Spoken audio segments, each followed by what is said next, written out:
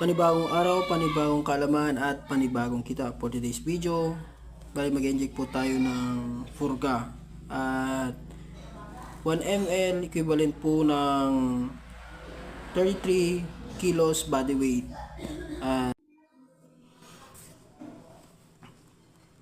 Inject po natin ngayon sa mga biik ay 0.3 ml sa maliliit at 0.4 ml lang po.